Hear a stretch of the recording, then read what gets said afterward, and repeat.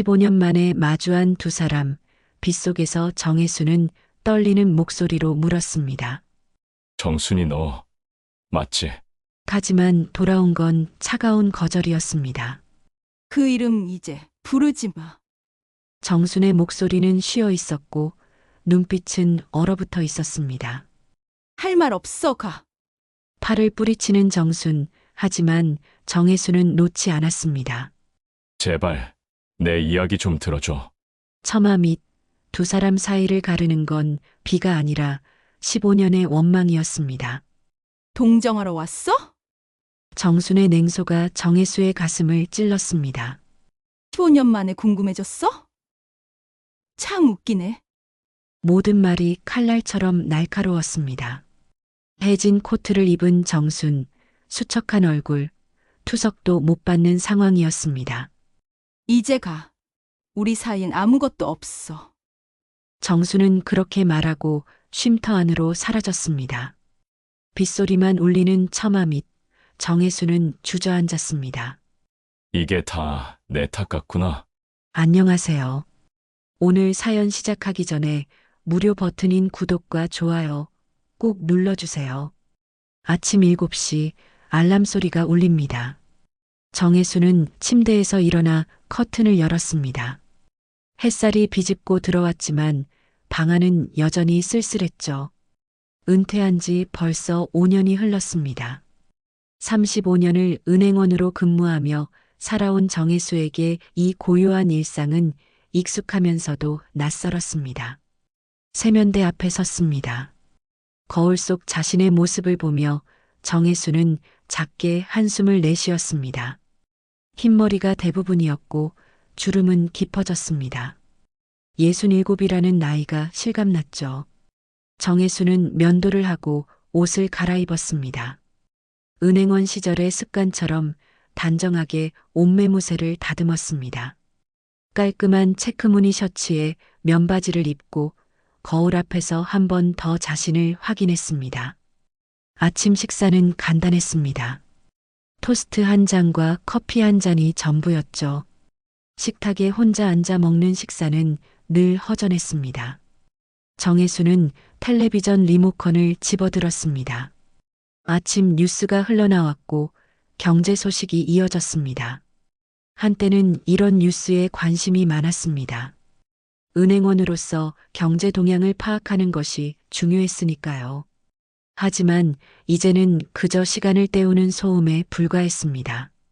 식사를 마치고 설거지를 했습니다. 접시 한 장, 컵 한 개, 포크 하나.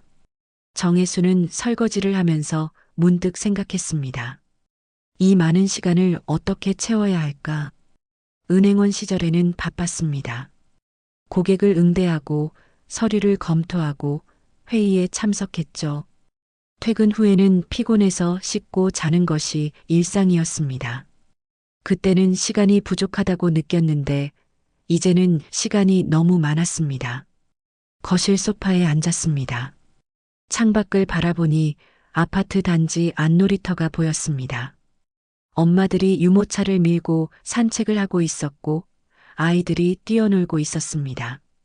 정혜수는 그 모습을 멍하니 바라보았습니다. 젊은 시절의 자신도 저랬을까? 아니, 사실 정혜수는 가정에 충실한 남편은 아니었습니다. 일에 치여 살았고 집안일은 아내의 몫이라 여겼죠. 벽시계를 보니 아직 9시도 되지 않았습니다. 하루가 길었습니다. 정혜수는 텔레비전 채널을 돌렸습니다. 드라마 재방송이 나왔고 예능 프로그램이 이어졌습니다.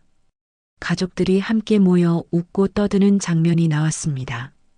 정혜수는 화면 속 가족들을 보며 중얼거렸습니다. 나도 저럴 때가 있었지. 그땐 왜 그랬을까? 거실 한쪽 벽에는 액자 하나가 걸려 있었습니다.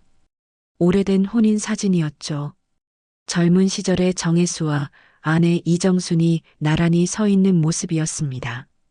흑백 사진이었지만 두 사람의 표정은 밝았습니다. 정수는 수줍게 미소 짓고 있었고 정혜수는 어색하게 웃고 있었습니다. 그때는 행복했습니다. 아니, 적어도 행복할 수 있었습니다. 하지만 세월은 두 사람을 갈라놓았습니다. 결혼 생활이 순탄하지만은 않았죠. 정혜수는 일에 몰두했고 정수는 가정을 지켰습니다. 대화는 줄어들었고 오해는 쌓여갔습니다. 그러다 15년 전 사소한 돈 문제로 큰 다툼이 벌어졌습니다. 정순이 친정 동생에게 돈을 빌려준 일이었습니다. 정혜수는 화를 냈고 정수는 억울해했습니다. 당신은 언제나 그래. 내 편은 한 번도 들어준 적이 없잖아. 정순의 말이 귓가에 맴돌았습니다. 그날 이후 두 사람은 냉랭해졌고 결국 이혼을 결정했습니다. 정혜수는 당시에 후회하지 않았습니다. 자존심이 상했고 정순의 행동이 이해되지 않았으니까요. 이혼 후 정수는 집을 나갔고 연락이 끊겼습니다. 정혜수는 홀로 살아왔습니다. 정혜수는 액자 속 정순의 얼굴을 바라보았습니다. 그때 정수는 아름다웠습니다. 그리고 착했죠.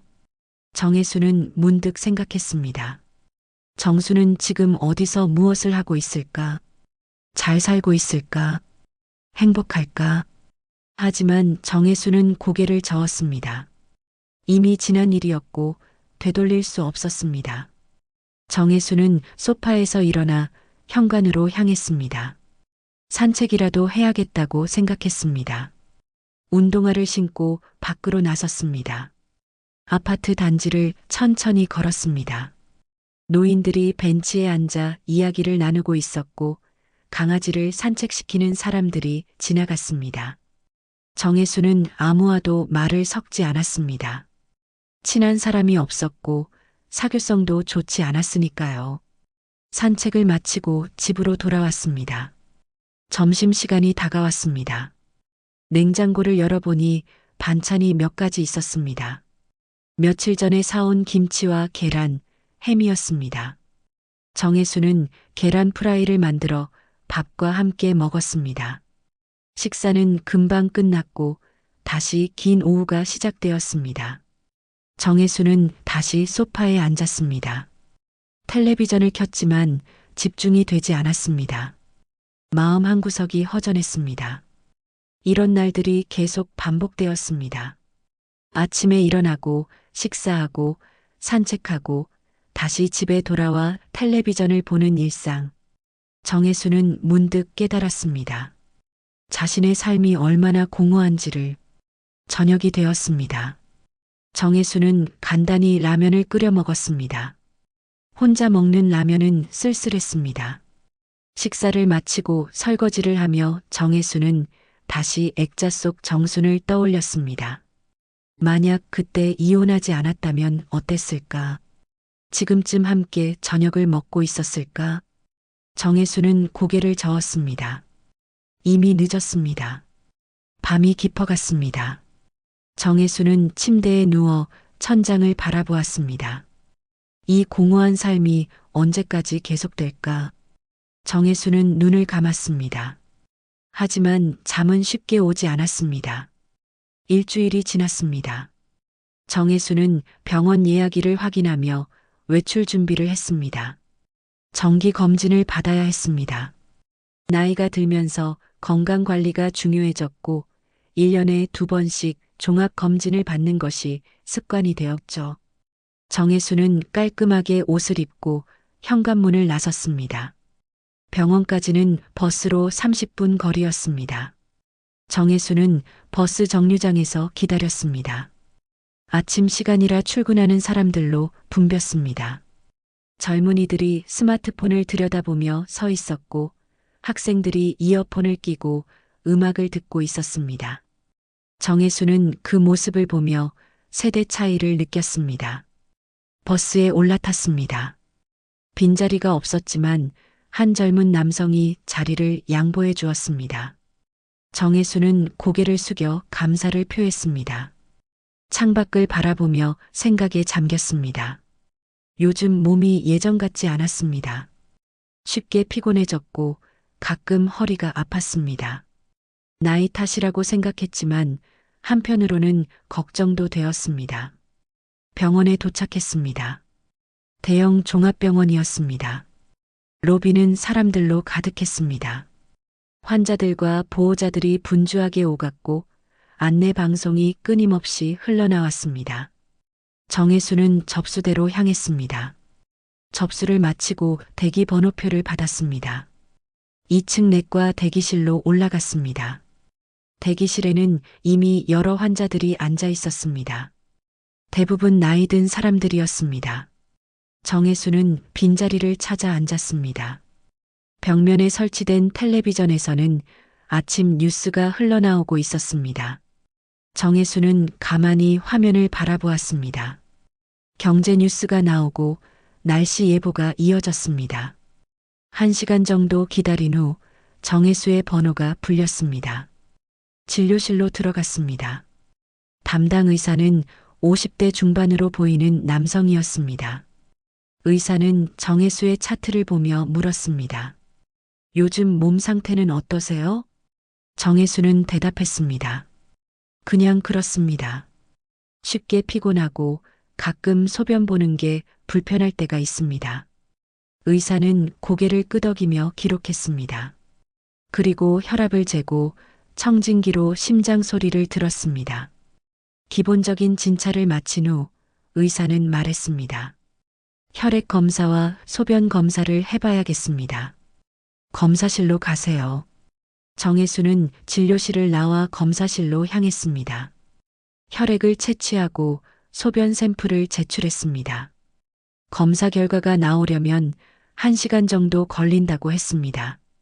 정혜수는 다시 대기실로 돌아왔습니다. 대기실 의자에 앉아 텔레비전을 보며 시간을 보냈습니다. 화면에서는 이제 지역 뉴스가 나오고 있었습니다. 정혜수는 무심코 화면을 바라보았습니다. 그때 한 뉴스가 눈길을 끌었습니다. 노숙자 무료 진료 봉사라는 제목이었습니다. 화면에는 한 쉼터의 모습이 비쳤습니다. 의료진들이 노숙자들을 진료하고 있었고 자원봉사자들이 음식을 나눠주고 있었습니다. 정혜수는 별 관심 없이 화면을 보고 있었습니다. 그런데 갑자기 카메라가 한 여인을 비췄습니다. 해진 코트를 입고 손에는 컵라면을 들고 있는 여인이었습니다. 머리는 헝클어져 있었고 얼굴은 수척했습니다. 하지만 정혜수는 그 얼굴을 알아봤습니다. 심장이 쿵 내려앉는 느낌이었습니다. 설마.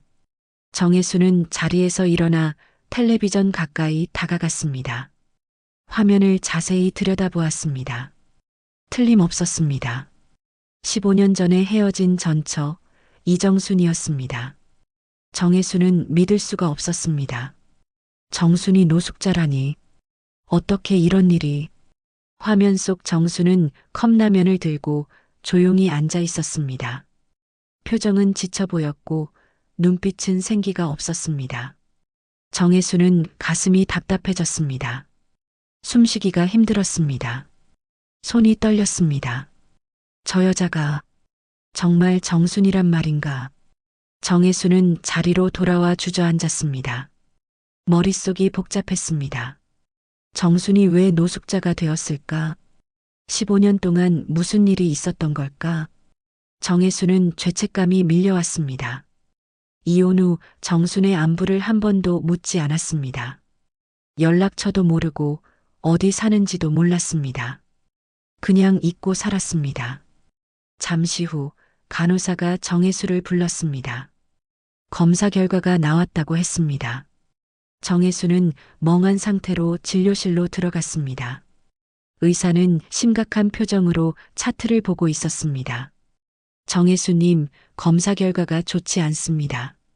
정혜수는 긴장하며 물었습니다. 무슨 문제입니까?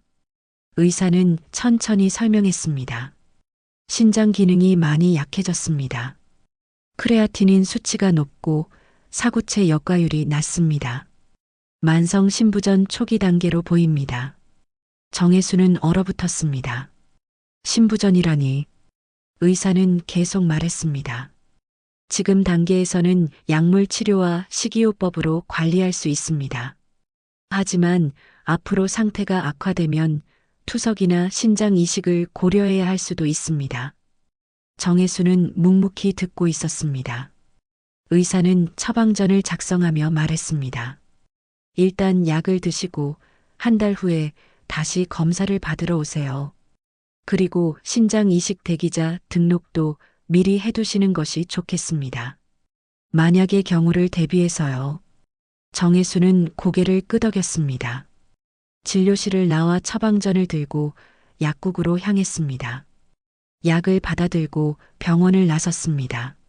하지만 정신은 멍했습니다. 신부전이라는 진단도 충격이었지만 방금 본 뉴스 속 정순의 모습이 머릿속을 떠나지 않았습니다. 병원 앞 벤치에 앉았습니다. 정혜수는 하늘을 올려다보았습니다. 구름이 천천히 흘러가고 있었습니다. 정혜수는 생각했습니다. 정순을 찾아봐야 할까? 하지만 망설여졌습니다. 15년이나 지났는데 무슨 얼굴로 만난단 말인가? 그리고 정순은 정혜수를 보고 싶어 할까? 정혜수는 주머니에서 약봉투를 꺼내 보았습니다. 자신도 이제 아픈 몸입니다. 신장이 나빠졌고 언젠가는 이식이 필요할지도 모릅니다. 정혜수는 쓴웃음을 지었습니다. 인생이란 참 아이러니합니다. 한참을 앉아 있다가 정혜수는 자리에서 일어났습니다. 집으로 돌아가야 했습니다. 버스 정류장으로 걸어가는 내내 정혜수의 머릿속에는 해진 코트를 입고 컵라면을 들고 있던 정순의 모습이 맴돌았습니다. 정순아, 너는 지금 어디 있니? 정혜수는 작게 중얼거렸습니다. 하지만 대답은 없었습니다. 집으로 돌아온 정혜수는 잠을 이룰 수 없었습니다. 뉴스 속에서 본 정순의 모습이 계속 떠올랐습니다. 해진 코트, 수척한 얼굴, 생기 없는 눈빛. 정혜수는 침대에 누워 천장을 바라보았습니다. 마음 한구석이 무거웠습니다. 다음 날 아침 정혜수는 결심했습니다. 정순을 찾아야겠다고.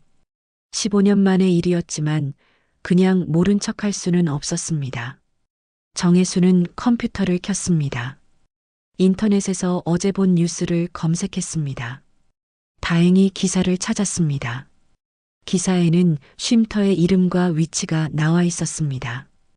희망의 집이라는 노숙자 쉼터였습니다. 도심에서 조금 떨어진 곳에 있었습니다. 정혜수는 주소를 메모했습니다. 외출 준비를 하고 집을 나섰습니다. 지하철을 타고 1시간 정도 이동했습니다. 낯선 동네였습니다. 주변은 오래된 건물들이 많았고 골목길이 복잡했습니다. 지도를 보며 쉼터를 찾아갔습니다. 한참을 헤맨 끝에 낡은 2층 건물을 발견했습니다. 입구에는 희망의 집이라는 간판이 걸려 있었습니다. 정혜수는 잠시 망설였습니다. 들어가야 할까? 하지만 여기까지 왔는데 그냥 돌아갈 수는 없었습니다. 입구로 들어서자 복도가 나왔습니다. 식당 같은 공간이 보였고 몇몇 사람들이 앉아서 식사를 하고 있었습니다. 정혜수는 주변을 둘러보았습니다. 정순의 모습은 보이지 않았습니다. 한 자원봉사자가 다가왔습니다.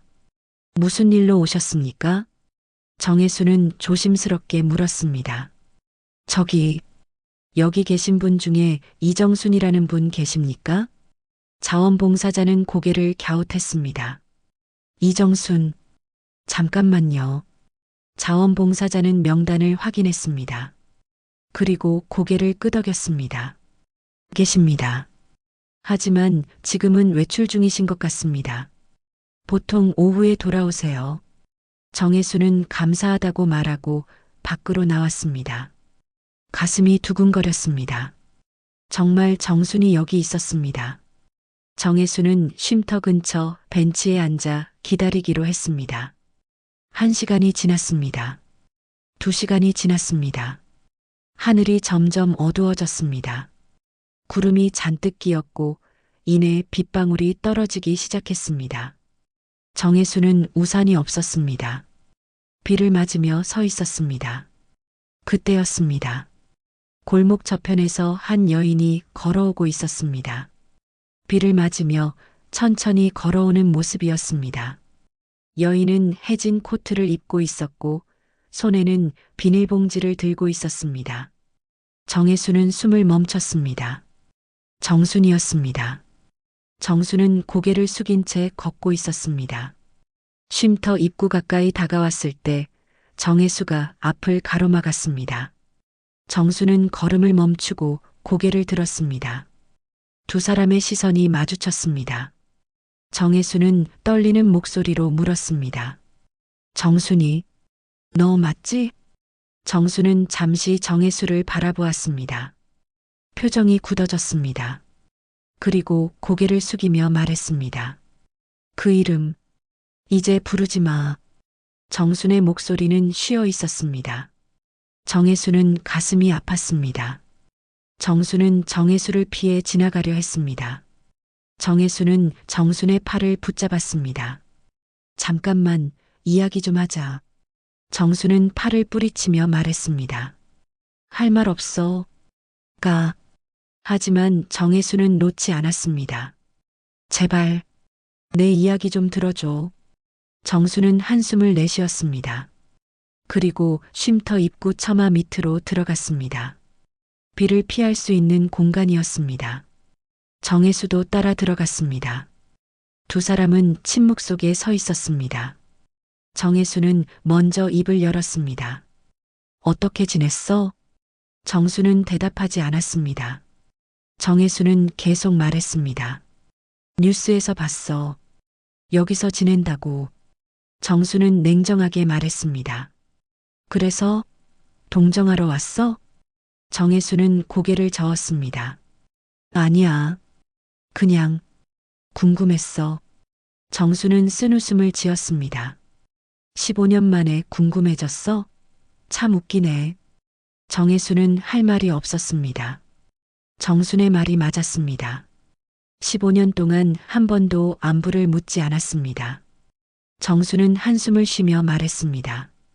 이제가 우리 사이엔 아무것도 없어. 정혜수는 정순의 얼굴을 자세히 보았습니다. 주름이 깊어졌고 피부는 거칠었습니다. 눈가에는 다크서클이 있었고 입술은 바짝 말라 있었습니다. 정혜수는 조심스럽게 물었습니다. 아픈 거야? 정수는 잠시 침묵했습니다.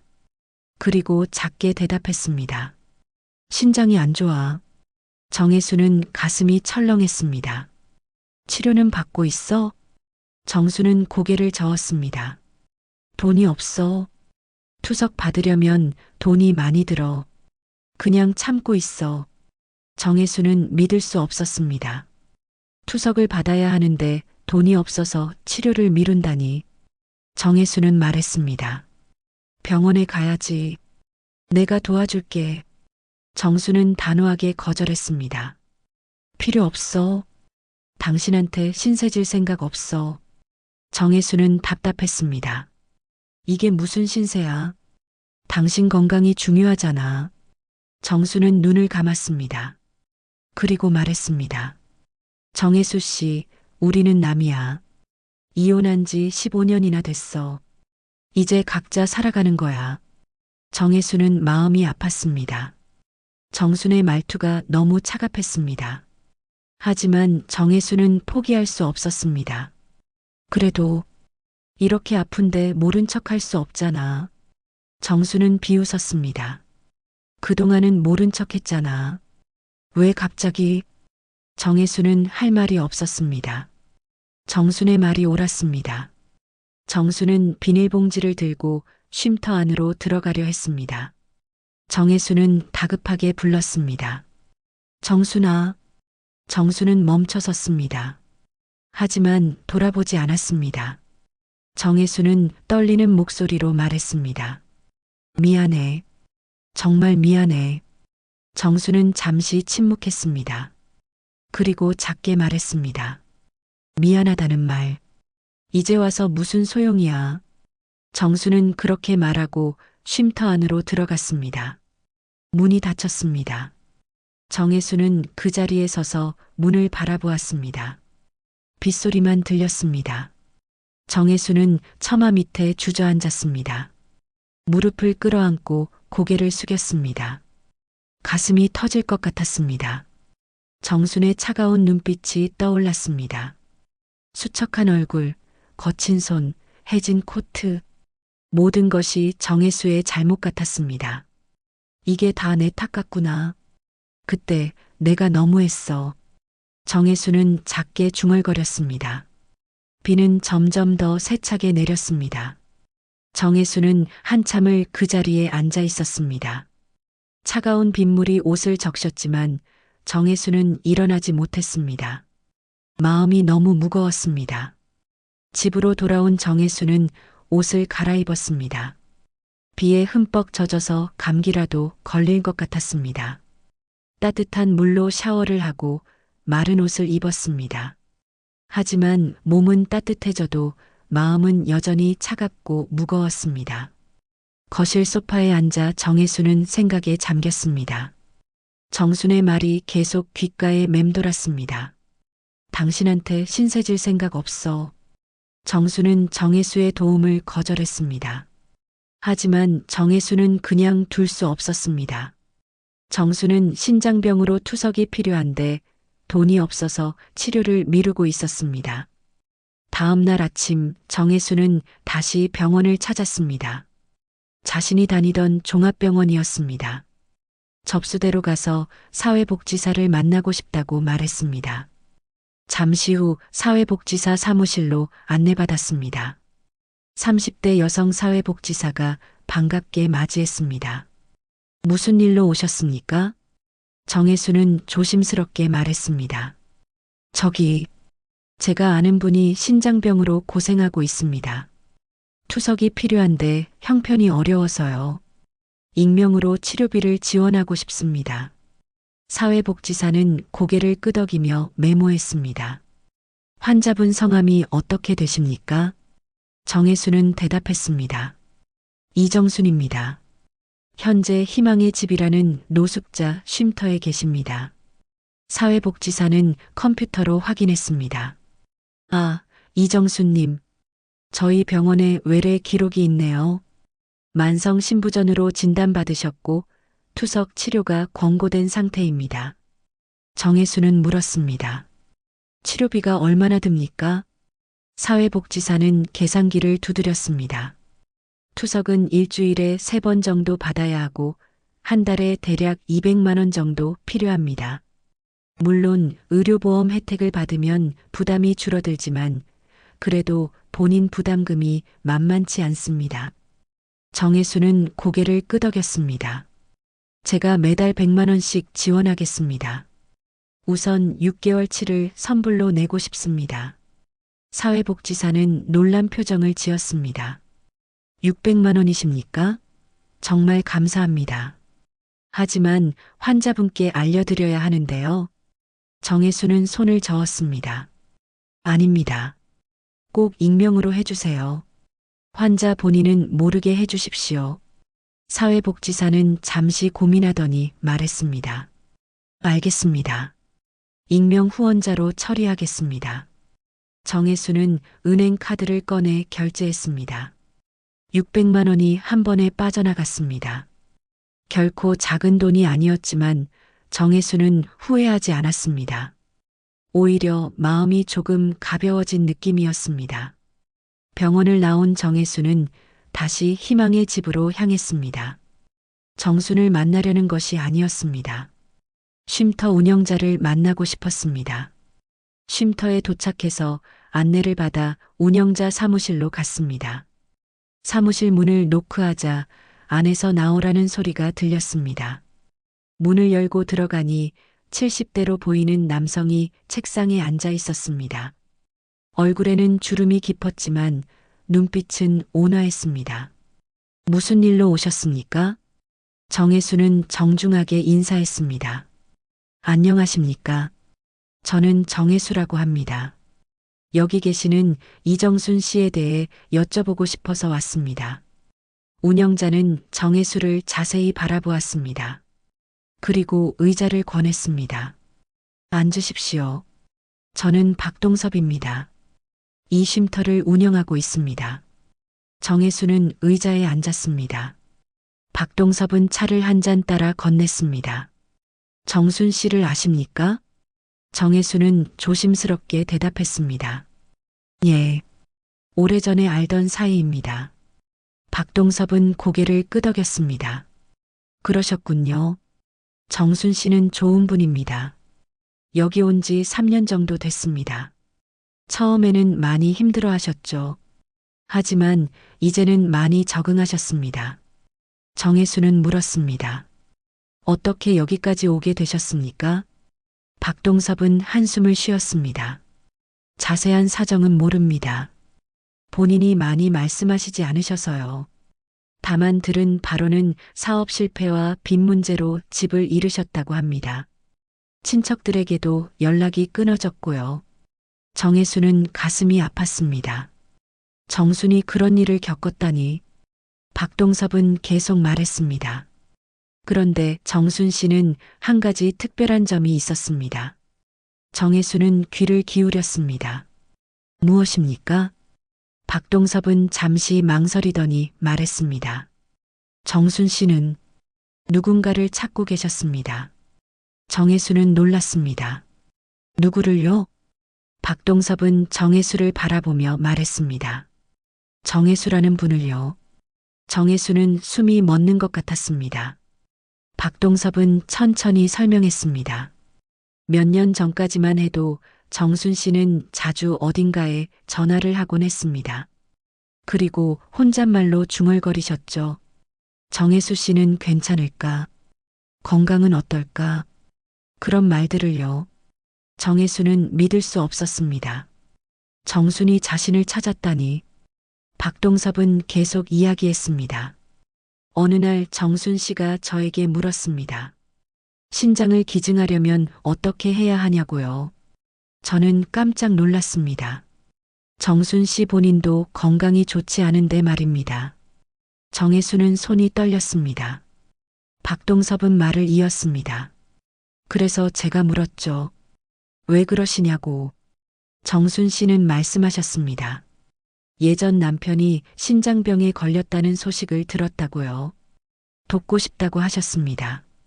정혜수는 충격을 받았습니다. 정순이 자신의 병을 알고 있었다니. 그리고 신장을 기증하려 했다니. 박동섭은 쓴웃음을 지으며 말했습니다. 하지만 정순 씨는 실제로 가족에게 연락했다가 거절당했다고 하더군요. 정혜수 씨 가족이 전처의 도움은 필요 없다고 했답니다. 정혜수는 머리를 한 대 얻어맞은 것 같았습니다. 그 일을 전혀 몰랐습니다. 가족들이 정순을 거절했다니. 정혜수는 떨리는 목소리로 물었습니다. 언제 일입니까? 박동섭은 기억을 더듬었습니다. 한 10년 전쯤 되는 것 같습니다. 정순 씨가 이미 많이 힘든 상황이었는데도 정혜수 씨를 걱정하셨습니다. 정혜수는 눈물이 날 것 같았습니다. 10년 전이면 정혜수가 처음 신장 이상 판정을 받았을 때였습니다. 당시 가족들이 걱정했던 기억이 났습니다. 하지만 정순이 연락했다는 말은 한 번도 듣지 못했습니다. 박동섭은 조용히 말했습니다. 정순 씨는 그 일 이후로 많이 상심하셨습니다. 자신이 도움이 되지 못한다는 것에 슬퍼하셨죠. 그 이후로는 정혜수 씨 이야기를 하지 않으셨습니다. 정혜수는 고개를 숙였습니다. 가슴이 무너지는 것 같았습니다. 정수는 자신을 원망할 만도 한데 오히려 돕고자 했습니다. 자신의 어려운 처지에도 불구하고 말입니다. 박동섭은 물었습니다. 정혜수 씨가 바로 그분이십니까? 정혜수는 고개를 끄덕였습니다. 목이 메어 말이 나오지 않았습니다. 박동섭은 한숨을 쉬며 말했습니다. 정순 씨는 좋은 분입니다. 비록 지금은 힘든 상황이지만 마음만은 누구보다 따뜻한 분이죠. 정혜수는 눈물을 참으며 말했습니다. 제가 잘못했습니다. 그분에게 너무 못했습니다. 박동섭은 정혜수의 어깨를 토닥였습니다. 이제라도 알게 되셨으니 다행입니다. 사람은 누구나 실수를 합니다. 중요한 건 뒤늦게라도 깨닫고 바로잡는 것이죠. 정혜수는 고개를 들었습니다. 눈가가 붉어져 있었습니다. 정순 씨를 도울 방법이 없을까요? 박동섭은 말했습니다. 일단 치료를 받는 것이 중요합니다. 그리고 진심을 보여주세요. 정순 씨는 상처가 깊은 분입니다. 시간이 필요할 겁니다. 정혜수는 고개를 끄덕였습니다. 박동섭의 사무실을 나와 쉼터를 나섰습니다. 거리를 걸으며 정혜수는 생각했습니다. 그녀가 나를 도우려 했다고? 정혜수는 하늘을 올려다보았습니다. 구름 사이로 햇살이 비쳤습니다. 정혜수는 결심했습니다. 이제라도 정순에게 제대로 된 사람이 되어야겠다고. 늦었지만 지금이라도 시작해야 한다고. 며칠이 지났습니다.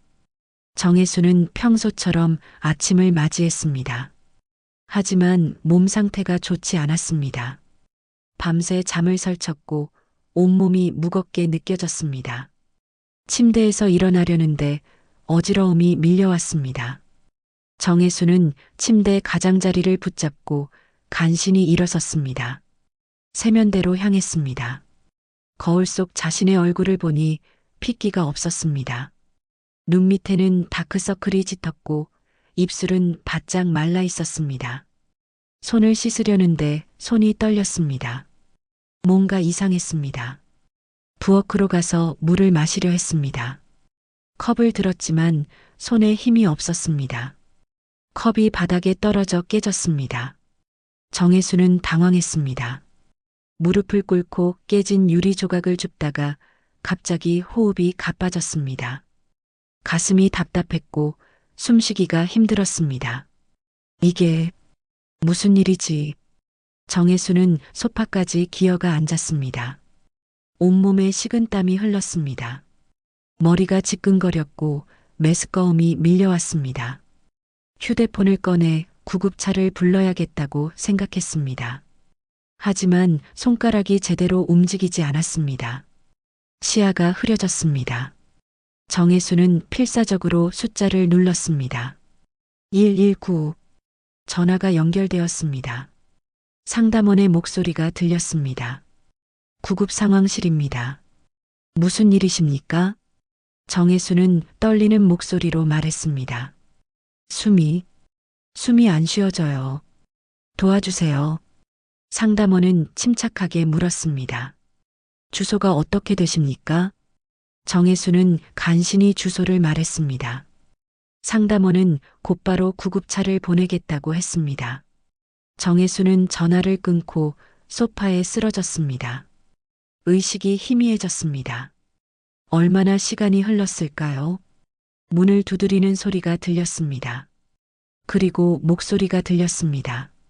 여기 환자분 계십니까? 문이 열렸습니다. 구급대원들이 들어왔습니다. 정혜수를 들것에 옮겼습니다. 정혜수는 의식을 잃었습니다. 눈을 떴을 때는 병원이었습니다. 천장에 형광등이 눈부셨습니다. 주변에서 의료진들이 분주하게 움직이고 있었습니다.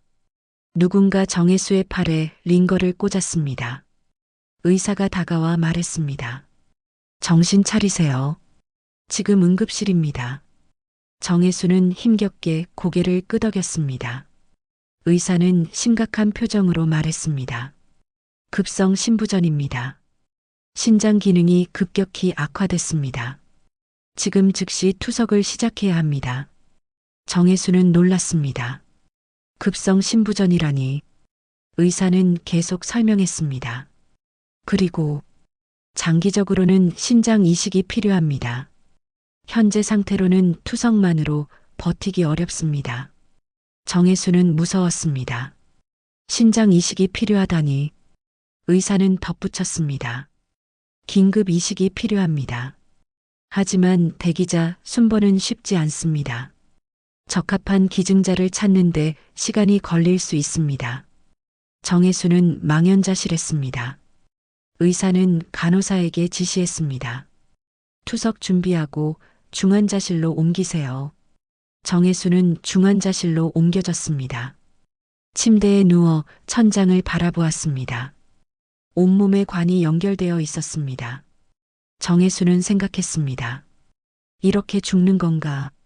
아직 해야 할 일이 남았는데, 정순에게 제대로 사과도 못했는데, 한편 희망의 집에서는 박동섭이 정순을 불렀습니다. 정순은 식당에서 청소를 하고 있었습니다. 박동섭은 조심스럽게 말했습니다. 정순 씨, 잠깐 이야기 좀 할 수 있을까요? 정순은 걸레를 내려놓고 박동섭을 따라갔습니다. 사무실에 앉자 박동섭이 말했습니다. 며칠 전에 정혜수 씨라는 분이 다녀가셨습니다. 정수는 표정이 굳었습니다. 박동섭은 계속 말했습니다. 정순 씨를 많이 걱정하시더군요. 그런데 방금 병원에서 연락이 왔습니다. 정혜수 씨가 급성 심부전으로 응급실에 실려갔답니다. 정수는 숨이 멎는 것 같았습니다. 박동섭은 말을 이었습니다. 긴급 이식이 필요한 상태라고 합니다. 정수는 일어났습니다. 얼굴이 창백해졌습니다. 박동섭이 물었습니다. 괜찮으십니까? 정수는 떨리는 목소리로 말했습니다. 어느 병원입니까? 박동섭은 병원 이름을 말해줬습니다. 정수는 코트를 집어들었습니다. 박동섭이 말했습니다. 정순 씨 몸 상태가 안 좋으신데. 정수는 고개를 저었습니다. 괜찮아요. 가봐야겠어요. 정수는 쉼터를 나섰습니다. 버스를 타고 병원으로 향했습니다. 가슴이 두근거렸습니다. 정혜수가 위독하다니. 15년 동안 미워했던 사람이었습니다. 하지만 여전히 마음 한구석에는 무언가 남아 있었습니다. 병원에 도착했습니다. 중환자실을 찾아갔습니다. 면회 시간이 아니라 들어갈 수 없었습니다. 정수는 복도 벤치에 앉아 기다렸습니다. 시간이 천천히 흘렀습니다. 저녁이 되어 의사가 나왔습니다. 정수는 다가가 물었습니다. 저기, 정혜수 씨 상태는 어떻습니까? 의사는 정순을 보며 물었습니다. 보호자십니까? 정수는 잠시 망설였습니다. 그리고 대답했습니다. 예, 가족입니다. 의사는 한숨을 쉬었습니다. 상태가 좋지 않습니다. 투석을 하고 있지만 근본적인 해결책은 신장 이식입니다. 하지만 적합한 기증자를 찾기가 쉽지 않습니다. 정수는 떨리는 목소리로 물었습니다. 제가 제 신장을 드릴 수 있을까요? 의사는 놀란 표정을 지었습니다. 환자분과 혈액형이 맞으십니까? 정수는 고개를 끄덕였습니다. 같습니다. A형입니다. 의사는 말했습니다. 그래도 검사를 해봐야 합니다. 조직 적합성 검사, 건강 상태 확인 등이 필요합니다. 정수는 간절하게 말했습니다. 검사해 주세요. 제발이요. 의사는 정순의 눈빛을 보았습니다. 진심이 느껴졌습니다. 의사는 고개를 끄덕였습니다. 알겠습니다. 내일 아침에 검사를 시작하겠습니다. 다음 날 정수는 여러 검사를 받았습니다. 혈액 검사, 조직 적합성 검사, 신장 기능 검사 등이었습니다. 오후가 되어 결과가 나왔습니다. 의사는 난처한 표정으로 말했습니다. 조직 적합성은 괜찮습니다. 하지만 환자분 신장 상태가 좋지 않습니다. 이미 만성 심부전 진단을 받으셨더군요. 정수는 말했습니다. 그래도 한쪽은 괜찮지 않습니까? 한쪽만이라도 드릴 수 있습니다. 의사는 고개를 저었습니다. 환자분도 투석이 필요한 상태입니다. 신장을 기증하면 환자분 생명이 위험합니다. 정수는 눈물을 글썽였습니다. 그래도 살아야 할 사람은 정혜수 씨입니다. 제 신장을 정혜수 씨에게 주세요. 의사는 난감해했습니다. 하지만 환자분도 투석 중입니다. 정수는 단호하게 말했습니다. 상관없어요. 제 결정입니다. 수술해 주세요. 의사는 한참을 고민했습니다. 그리고 말했습니다. 가족 동의가 필요합니다. 그리고 정말 심사숙고하셔야 합니다. 정수는 고개를 끄덕였습니다. 결심했습니다. 수술 날짜를 잡아주세요. 의사는 할 수 없이 동의했습니다. 수술은 사흘 후로 예정되었습니다. 정수는 병원 복도를 걸으며 생각했습니다. 이것이 정혜수에게 줄 수 있는 마지막 선물이라고. 15년의 원망도 이제는 내려놓을 때라고. 정수는 중환자실 유리창 너머로 정혜수를 바라보았습니다. 침대에 누워있는 정혜수의 모습이 안쓰러웠습니다. 정수는 작게 속삭였습니다. 이제 곧 당신은 괜찮아질 거예요. 수술일이 다가왔습니다. 정수는 수술복으로 갈아입고 수술실 앞 침대에 누워 있었습니다. 간호사들이 분주하게 준비를 했습니다. 마취과 의사가 다가와 말했습니다. 긴장 푸세요. 곧 마취가 시작됩니다. 정수는 천장을 바라보았습니다. 마음은 평온했습니다. 후회는 없었습니다. 오히려 이렇게라도 정혜수를 도울 수 있다는 사실이 다행이었습니다. 15년 전 이혼했을 때의 원망도, 지난 세월의 고통도 이제는 모두 내려놓을 수 있을 것 같았습니다. 마취 주사가 들어갔습니다. 정수는 천천히 눈을 감았습니다.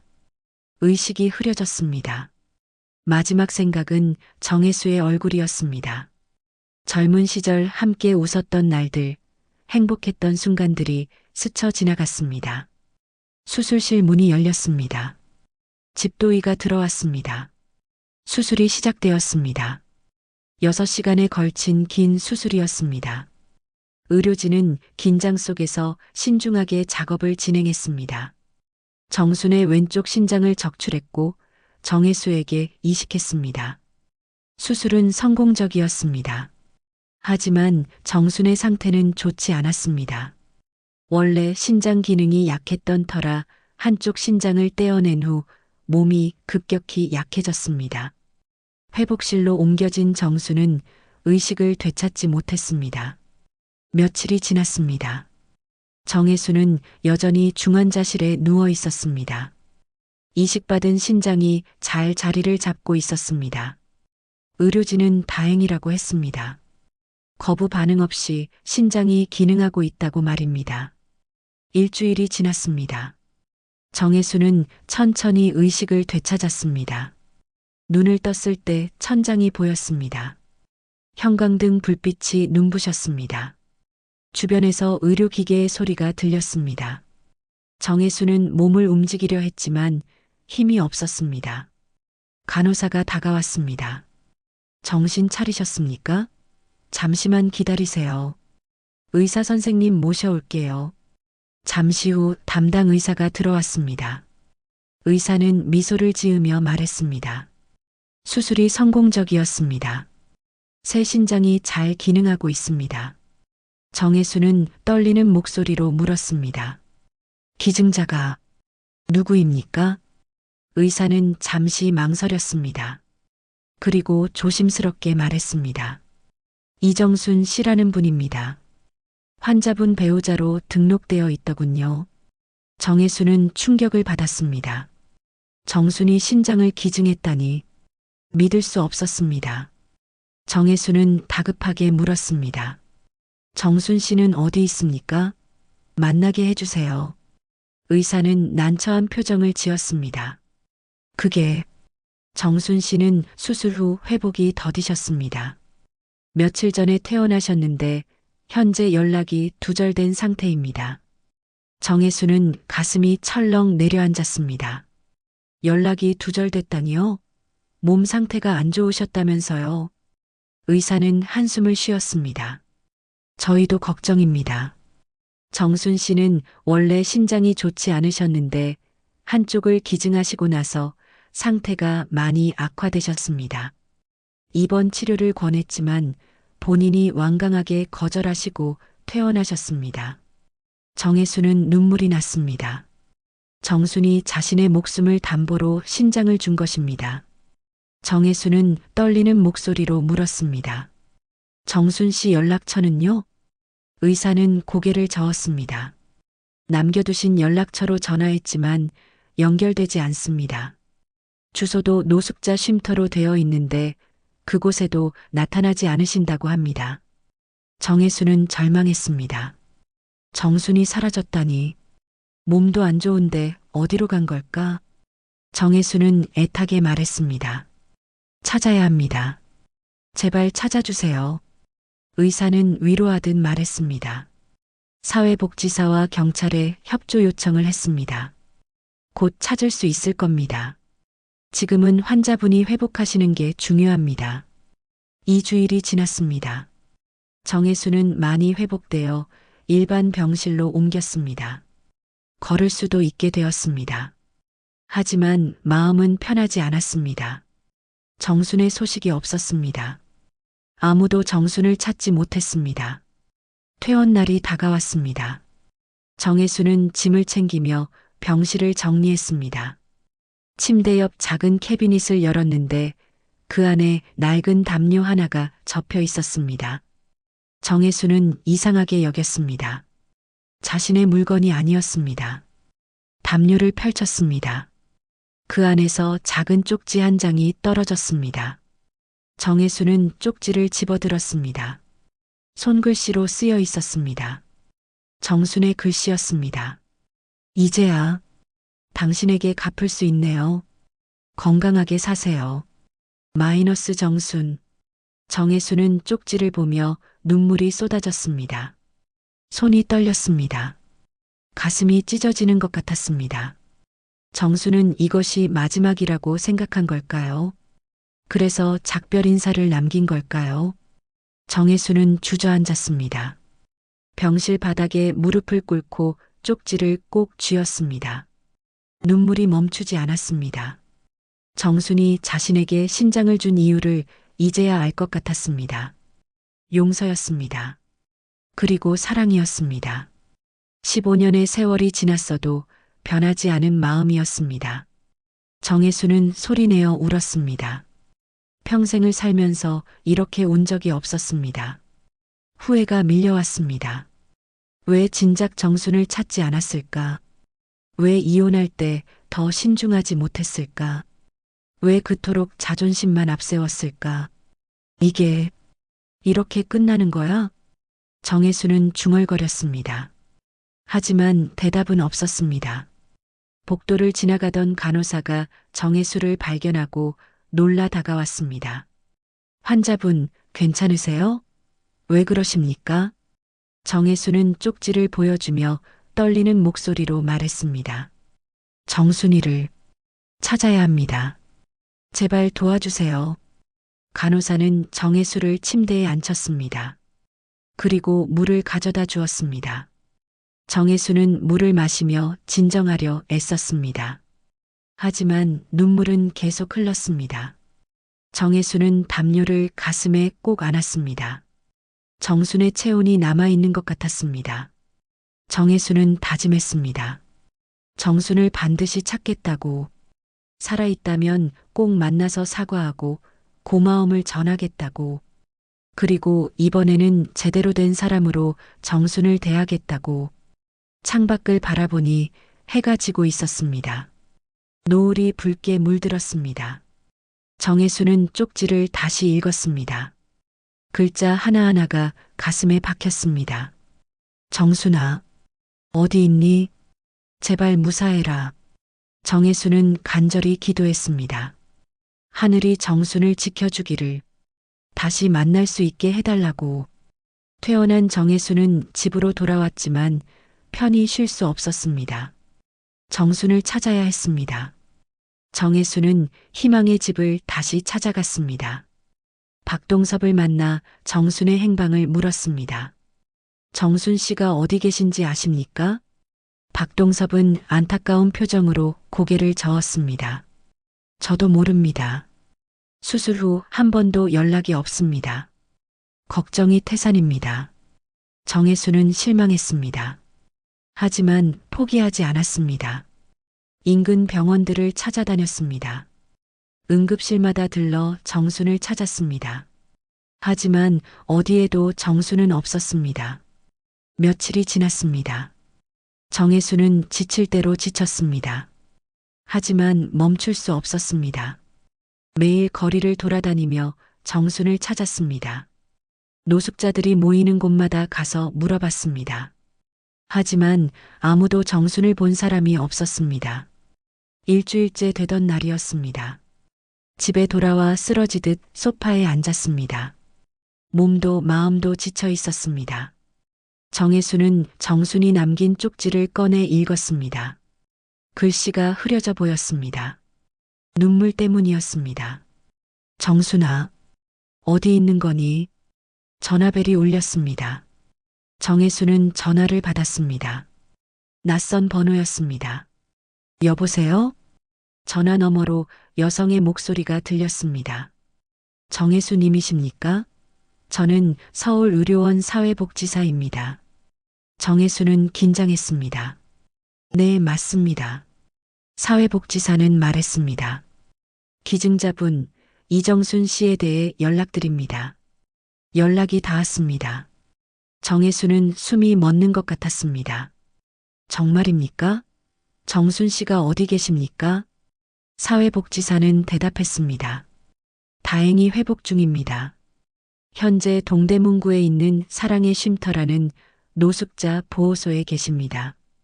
정혜수는 감사하다고 말하고 주소를 받아 적었습니다. 전화를 끊자마자 외출 준비를 했습니다. 서둘러 집을 나섰습니다. 지하철을 타고 동대문으로 향했습니다. 가슴이 두근거렸습니다. 1시간 후 정혜수는 사랑의 쉼터에 도착했습니다. 희망의 집보다 규모가 작았습니다. 낡은 단층 건물이었습니다. 정혜수는 입구로 들어갔습니다. 안내 데스크에 있던 봉사자에게 물었습니다. 이정순 씨를 찾습니다. 봉사자는 고개를 끄덕이며 말했습니다. 뒤편 휴게실에 계실 겁니다. 정혜수는 봉사자가 가리킨 방향으로 갔습니다. 좁은 복도를 지나 휴게실 문 앞에 섰습니다. 유리문 너머로 안이 보였습니다. 몇몇 사람들이 앉아 있었고 한쪽 구석에 담요를 덮은 여인이 의자에 앉아 있었습니다. 정순이었습니다. 정혜수는 숨을 깊이 들이마셨습니다. 손이 떨렸습니다. 문을 열고 들어갔습니다. 정수는 고개를 숙인 채 앉아 있었습니다. 정혜수는 천천히 다가갔습니다. 정순 앞에 섰습니다. 정순아. 정수는 고개를 들었습니다. 정혜수를 보자 눈이 커졌습니다. 놀란 표정이었습니다. 정혜수는 무릎을 꿇고 정순 앞에 앉았습니다. 찾았다. 드디어 찾았어. 정수는 말이 없었습니다. 정혜수는 정순의 얼굴을 자세히 보았습니다. 핏기가 없었고 더 수척해진 것 같았습니다. 하지만 살아 있었습니다. 그것만으로도 감사했습니다. 정수는 작게 말했습니다. 괜히 왔네. 이제 당신도 새 삶을 살아야지.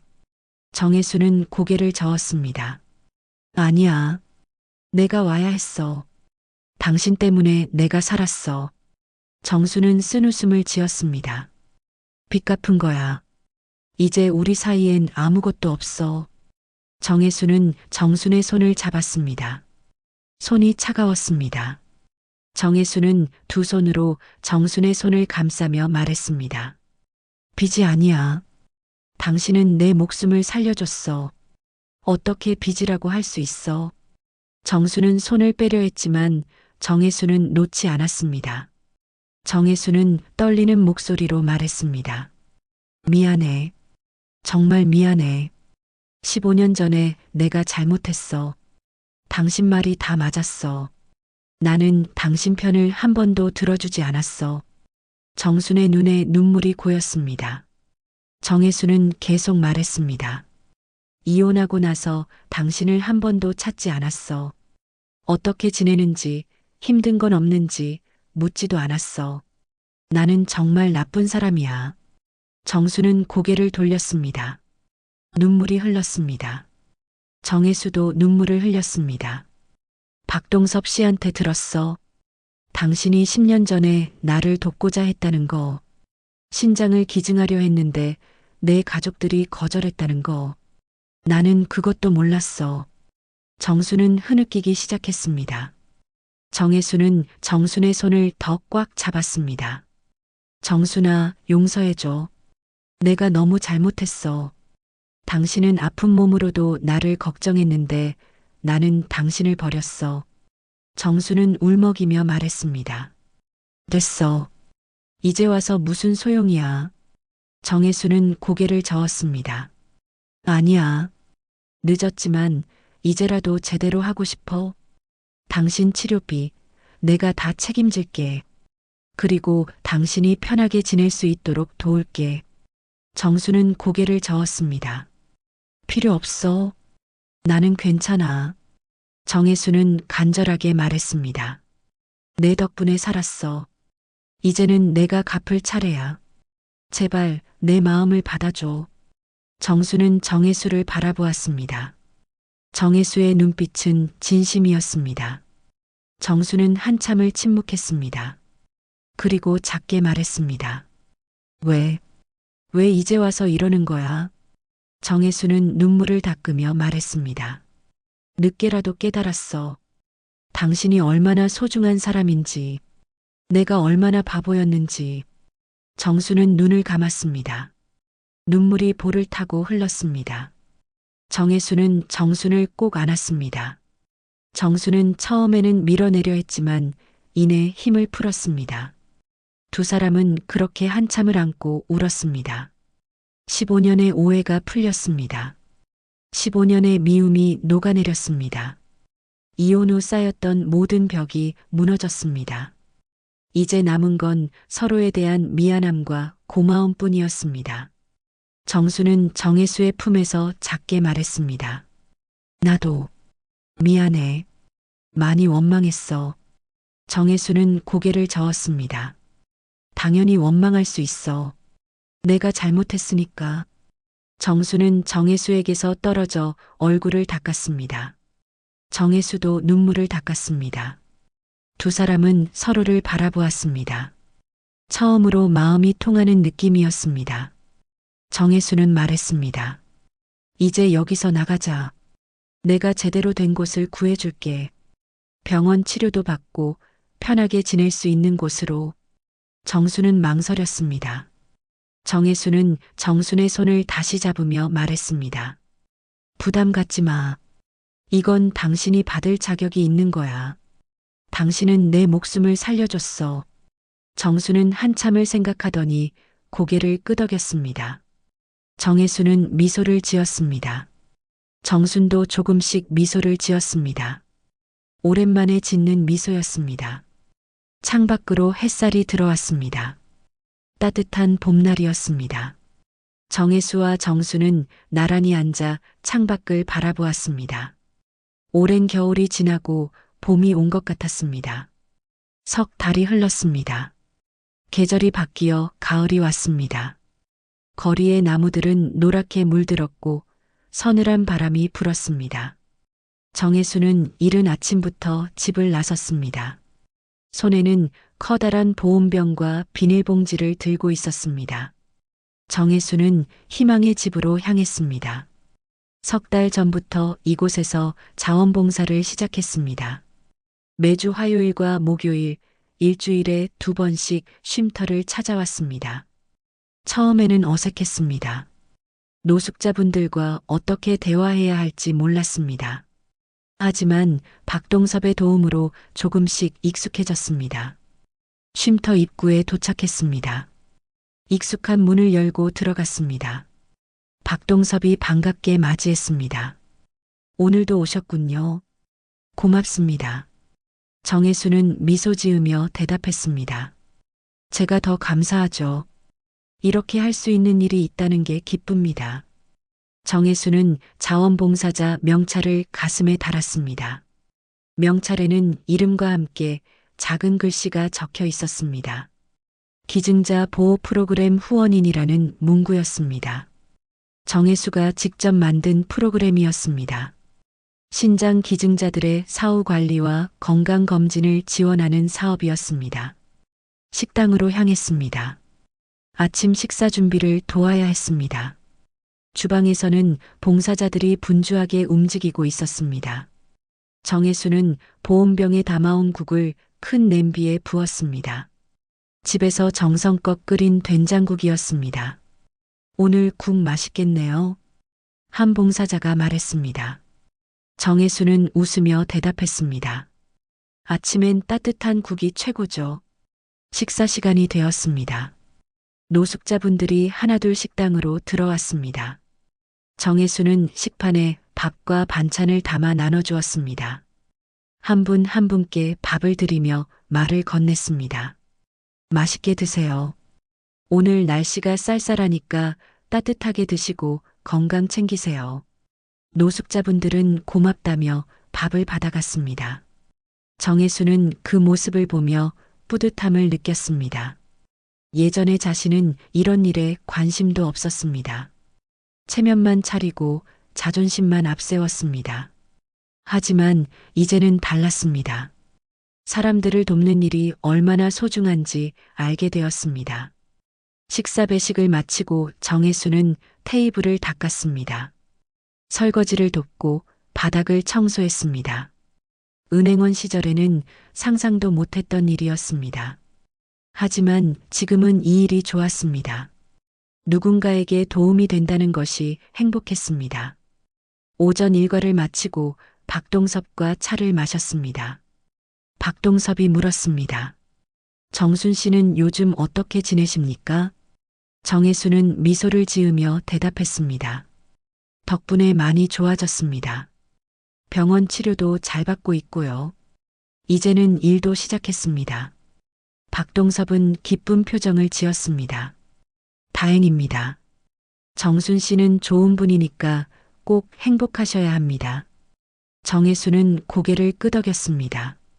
정수는 석 달 전부터 작은 식당에서 일하기 시작했습니다. 주방 보조로 일하며 조금씩 생활을 꾸려가고 있었습니다. 정혜수가 월세를 지원해 주었고 병원비도 계속 내주고 있었습니다. 정수는 처음에는 거절했지만 정혜수가 간곡히 부탁해서 받아들였습니다. 오후가 되어 정혜수는 쉼터를 나섰습니다. 해야 할 일이 하나 더 남아 있었습니다. 버스를 타고 이동했습니다. 30분 정도 가서 내렸습니다. 골목길을 걸어 들어가니 작은 식당이 보였습니다. 정순 식당이라는 간판이 걸려 있었습니다. 정순이 일하는 곳이었습니다.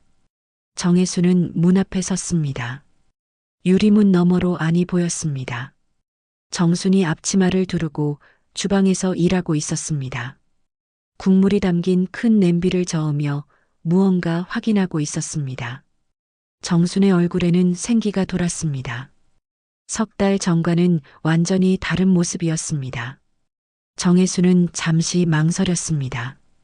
들어가야 할까? 정순을 방해하는 건 아닐까? 하지만 정혜수는 용기를 냈습니다. 문을 밀고 들어갔습니다. 문을 열자 종소리가 울렸습니다. 정순이 고개를 들었습니다. 정혜수를 보자 놀란 표정을 지었습니다. 그리고 이내 미소를 지었습니다. 어떻게 오셨어요? 정혜수는 민망하게 웃으며 대답했습니다. 지나가다가 들러봤어. 정수는 손을 닦으며 주방에서 나왔습니다. 앉으세요. 뭐 드릴까요? 정혜수는 테이블에 앉았습니다. 국밥 한 그릇 주세요. 정수는 고개를 끄덕이고 주방으로 들어갔습니다. 잠시 후 김이 모락모락 나는 국밥을 들고 나왔습니다. 테이블에 내려놓으며 말했습니다. 이 국물 꼭 드세요. 몸에 좋아요. 정혜수는 국밥을 보며 미소 지었습니다. 진한 국물에 밥이 잠겨 있었고 고기와 채소가 듬뿍 들어 있었습니다. 한 숟가락 떠서 입에 넣었습니다. 따뜻하고 구수한 맛이었습니다. 맛있네요. 정수는 수줍게 웃었습니다. 다행이네요. 정혜수는 국밥을 먹으며 정순을 바라보았습니다. 정순은 다른 테이블을 닦고 있었습니다. 부지런히 움직이는 모습이 보기 좋았습니다. 정순도 이제 새로운 삶을 살고 있었습니다. 국밥을 다 먹고 정혜수는 자리에서 일어났습니다. 계산을 하려는데 정순이 손을 저었습니다. 됐어요. 서비스예요. 정혜수는 고개를 저었습니다. 그럴 순 없죠. 제대로 내야죠. 정수는 웃으며 말했습니다. 자원봉사하시는 분께는 공짜예요. 규칙이에요. 정혜수는 할 수 없이 웃었습니다. 하지만 테이블 위에 돈을 놓고 나왔습니다. 정순이 뒤따라 나왔습니다. 정말 안 받아도 돼요. 정혜수는 돌아서서 정순을 보았습니다. 두 사람의 시선이 마주쳤습니다. 정혜수는 따뜻하게 미소 지었습니다. 정순도 미소를 지었습니다. 고마워요, 정순 씨. 맛있었어요. 정순은 고개를 끄덕였습니다. 또 오세요. 정혜수는 손을 흔들며 걸음을 옮겼습니다. 몇 걸음 가다가 뒤를 돌아봤습니다. 정수는 식당 문 앞에 서서 정혜수를 바라보고 있었습니다. 두 사람은 다시 한번 눈을 마주쳤습니다. 이제 그들 사이에는 원망이 없었습니다. 미움도 사라졌습니다. 대신 늦게 찾아온 용서가 있었습니다. 그리고 평안함이 있었습니다. 15년의 시간이 만든 상처는 아물었고 새로운 관계가 시작되었습니다. 정혜수는 다시 걷기 시작했습니다. 가을바람이 불어왔습니다. 낙엽이 발밑에서 바스락거렸습니다. 정혜수는 하늘을 올려다보았습니다. 구름 한 점 없이 맑은 하늘이었습니다. 이제야 제대로 된 사람이 되는 것 같아. 정혜수는 중얼거렸습니다. 마음이 가벼웠습니다. 오랜 죄책감에서 벗어난 것 같았습니다. 정순에게 용서받았고 자신도 스스로를 용서할 수 있었습니다. 정혜수는 천천히 집으로 향했습니다. 내일 또 희망의 집에 가야 했습니다. 봉사할 일이 많았습니다. 정혜수는 이제 매일이 기대되었습니다. 누군가를 돕고 누군가와 함께하는 삶이 행복했습니다. 저녁 노을이 지기 시작했습니다. 하늘은 붉게 물들었습니다. 정혜수는 노을을 바라보며 걸었습니다. 새로운 내일이 기다리고 있었습니다. 그리고 그 내일에는 정순도 함께 있을 것입니다. 다시는 외롭지 않을 것입니다. 오늘 사연 재미있으셨나요? 당신의 마음에 남는 이야기. 내일 아침에도 다시 찾아옵니다. 아침극장. 구독과 좋아요로 함께 해주세요.